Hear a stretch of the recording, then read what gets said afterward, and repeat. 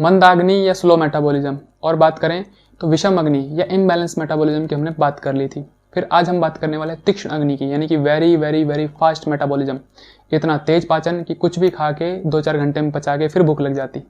तो इस तरह के मेटाबॉलिज्म या इस तरह के पाचन से भी लोग परेशान होते हैं, क्योंकि बहुत जल्दी जल्दी भूख लगती है और इस तरह की चीज़ें हमारे धातुओं का नाश भी करने वाली होती है, क्योंकि खाना नहीं मिलता है तो जो अग्नि होती है धातुओं को पचाने लगती है, शरीर को कमज़ोर करने लगती है।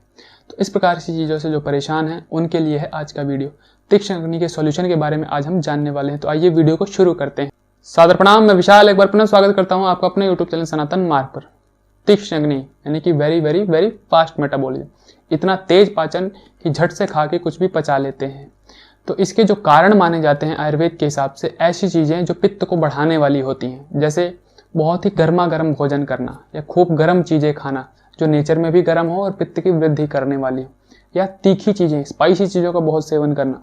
बाजार में आपने देखा हो जो फास्ट फूड होते हैं एक तो तीखे होते हैं और काफ़ी गर्मा गर्म धुआं निकलता हुआ होता है, उसे लोग मुंह ऐसे ऐसे करते हैं और खाते रहते हैं। तो गर्म और तीखी चीज़ें जितना आप खाएंगे आपकी पित्त की वृद्धि होगी और कई बार मेटाबॉलिज्म बहुत तेज कर देती हैं। साथ ही साथ लवण यानी कि नमक का बहुत ज़्यादा प्रयोग करना, जैसे जो आजकल जो पैक्ड फूड आते हैं उसके अंदर नमक इसलिए डाला जाता है क्योंकि वो प्रिजर्वेटिव के तौर पर, उसको सुरक्षित रखने के तौर पे, तो हम बहुत ज़्यादा पैक्ड फूड खाने लगे हैं, जिसके कारण नमक बहुत ज़्यादा कंज्यूम करने लगे हैं और ये पित्त की वृद्धि करने वाला होता है, क्योंकि प्रकृति में ये उष्ण होता है। ऐसे ही खट्टी चीज़ों का बहुत ज़्यादा सेवन करना, गर्म चीज़ों का बहुत ज़्यादा सेवन करना, पित्त वाली चीज़ों का बहुत ज़्यादा सेवन करना, तो ये सभी चीज़ें जो मानी जाती हैं ये तीक्ष्ण अग्नि के कारण मानी जाती हैं। इसके लक्षणों की बात करें तो सबसे पहला ही लक्षण ये होता है कि बहुत ज़्यादा भूख लगती है, यानी कि खाना खाया और फिर 1-2 घंटे में खाने के लिए फिर तैयार हो जाते हैं, खुल के भूख लगती है।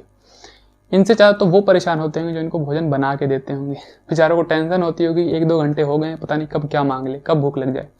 तो ये सबसे बड़ी एक समस्या होती है। इनको कुछ भी भारी दे दीजिए, आप सोचेंगे इनको बहुत भारी बना के दे दूं, कम से कम 4 घंटे शांत तो रहेगा, लेकिन कितना भी भारी खिला लीजिए पचने में तो वही 1-2 घंटे का समय लगने वाला है, फिर ये भोजन के लिए तैयार हो जाते हैं।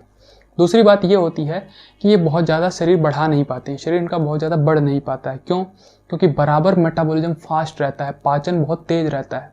तो भोजन जैसे ही थोड़ा बहुत देर हुआ या जैसे ही भोजन नहीं मिला या लघु भोजन मिला, हल्का खाना खा लिया, तो ये आपके धातुओं को पचाने लगती है, क्योंकि उसने उस भोजन को तो झट से पचा लिया, फिर कुछ भी नहीं आया, तो शरीर में जो धातुएं बनती है उनका ये पाचन करने लगती है। इस कारण से शरीर बहुत ज़्यादा वृद्धि नहीं कर पाता। तीक्ष्ण अग्नि को बैलेंस करने के लिए हमें सबसे पहले पित्त को बैलेंस करना पड़ेगा, और पित्त को बैलेंस करने वाले ही हमें आहार लेने पड़ेंगे, जैसे गुरु आहार, भारी भोजन, क्योंकि अग्नि बहुत ही तेज है, कुछ भी पचा डालती है, तो इसको कम से कम इतना भारी भोजन दिया जाए कि पचाने में समय लगे, थोड़ा टाइम लगाए। बार बार जब हम भारी भोजन इसे देंगे तो अग्नि थोड़ी शांत हो जाती है और ये बैलेंस कंडीशन में आ जाएगी। ठीक इसी प्रकार से मधुर चीज़ें भी गुरु होती हैं और अग्नि को शांत करने वाली होती है। तो मीठी चीज़ों का हमें प्रयोग करना चाहिए। फिर स्निग्ध चिकनी चीज़ों का हमें प्रयोग करना चाहिए। फिर उसके बाद शीतल यानी ठंडी चीज़ें, कूलेंट, जो भी पोटेंसी में कूल चीज़ें होती हैं उनका प्रयोग करने से, क्योंकि अग्नि जो होती है गर्म होती है, पित्त उष्ण प्रकृति का होता है, तो शीतल चीज़ों से ये शांत हो जाता है। तो इस प्रकार के आहार हमें लेने चाहिए। फिर आगे बात करें तो जैसे स्निग्ध और शीतल चीज़ों में आता है घी या कहें नारियल का तेल। घी या नारियल के तेल जैसी चीज़ें पित्त वालों के लिए बहुत ही ज़्यादा अच्छी मानी जाती हैं। इन्हें अपने भोजन में प्रयोग करना चाहिए। सब्जी वब्जी जो भी बना रहे हैं या तो घी में बनाएं या नारियल वाले के तेल में भून के जो भी करते हैं, जो भी तड़का वड़का लगाते हैं वो उसमें ही लगाएं, वो आपके लिए बहुत ही ज़्यादा अच्छा रहेगा। फिर ठंडी चीज़ों के अंदर धनिया का प्रयोग कर सकते हैं, सौंफ का प्रयोग कर सकते हैं, पुदीना का प्रयोग कर सकते हैं। फिर ये भोजन करते समय थोड़ा गर्मा गर्म भोजन ना करें तो अच्छा है, भोजन को थोड़ा ठंडा हो जाने दें, उसके बाद ये भोजन करें तो इनके लिए वो अच्छा रहेगा। जैसे वात वालों के लिए गर्मा गर्म या कफ वालों के लिए गर्मा गर्म खाना या थोड़ा बहुत गर्म रहे तब खाना अच्छा रहता है, बट इनके लिए बिल्कुल भोजन शांत हो जाए, ठंडा हो जाए, उसमें से धुआं वुआं निकलना बंद हो जाए, उसके टेम्परेचर बिल्कुल नॉर्मल हो जाए, तब इनको करना वो अच्छा रहता है। इनके लिए मटके का या घड़े का पानी जो शीतल जल होता है वो प्रयोग करना अच्छा होता है। वात और कफ वालों के लिए गर्म पानी अच्छा था, बट इनके लिए ठंडा पानी बहुत ही अच्छा है, क्योंकि शीतलता से ही पित्त का नाश होने वाला है। जो अग्नि तीक्ष्ण हुई है उसको शांत करना है हमें। ऐसे ही अलग अलग पानी में ये धनिया का पानी तैयार कर सकते हैं, या सौंफ का पानी या पुदीने का पानी या मिश्री का पानी ये तैयार करके रख सकते हैं, और उसका सेवन निरंतर करें तो ये पित्त को भी कम करने वाला है और अग्नि को बैलेंस करने वाला होगा। फिर ऐसे ही नारियल का पानी भी ये प्रयोग कर सकते हैं। नारियल का पानी काफ़ी ठंडा होता है, शीतल होता है और अग्नि को शांत करने वाला होता है, पित्त को बैलेंस करने वाला होता है। तो नारियल पानी का प्रयोग भी इसमें बहुत ही अच्छा रहेगा। जब जब इनको भूख लगे तो तुरंत भोजन करना है और साथ ही साथ गुरु आहार देना है अपने शरीर को। क्यों? क्योंकि भोजन में इनको पता ही है कि पाचन बहुत तेज है, तुरंत पच जाएगा, तो हमेशा भारी भोजन देना है। जैसे गेहूं इत्यादि हो गया, या मीठी चीज़ें, भारी चीज़ें जो होती हैं, उड़द वगैरह जो हो गया, दूध या दूध से बने जो प्रोडक्ट होते हैं वो सब खा सकते हैं, पनीर, दूध, दही, ये सब चीज़ें इनको सेवन करना है, घी वगैरह। फिर गन्ने या गन्ने से जो बने प्रोडक्ट होते हैं वो भी इनके लिए बहुत हैवी और शीतल होते हैं। तो इस तरह से इनको जब जब भूख लगे, भूख को कभी अवॉइड नहीं करना है, फास्टिंग वगैरह इनके लिए बहुत अच्छी नहीं है। तो जब जब भी भूख लगे तो हल्का आहार नहीं देना, भारी आहार अपने शरीर को देना है। इसमें परहेज करने वाली चीज़ें होती हैं तीखी चीज़ें। तीखी चीज़ों से पित्त बढ़ता है, इसीलिए तीखी या स्पाइसी चीज़ें हमें नहीं खानी चाहिए।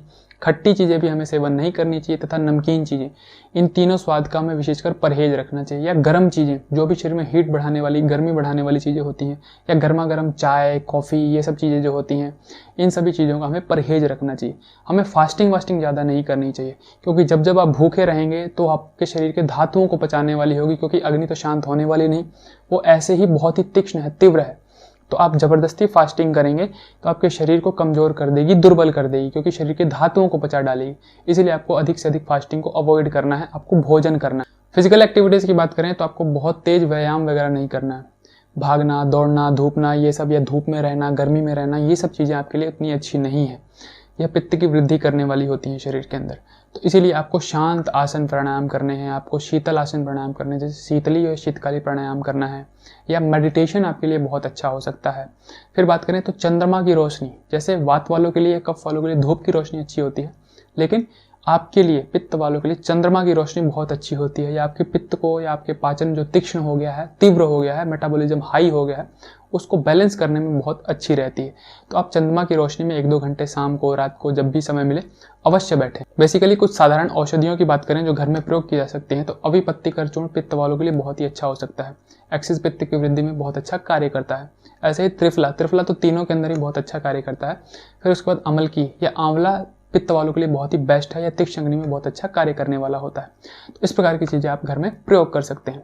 तो ये थी तीक्ष्ण अग्नि को बैलेंस करने के बारे में जानकारी। इसी प्रकार की ज्ञानवर्धक और स्वास्थ्यवर्धक जानकारियों के लिए हमारे साथ जुड़े रहें। चैनल को सब्सक्राइब कर दें, बेल आइकन का बटन दबा दें, ताकि आने वाली नोटिफिकेशन आपके पास समय पर पहुंच जाए। आज के लिए विदा लेते हैं, सादर प्रणाम।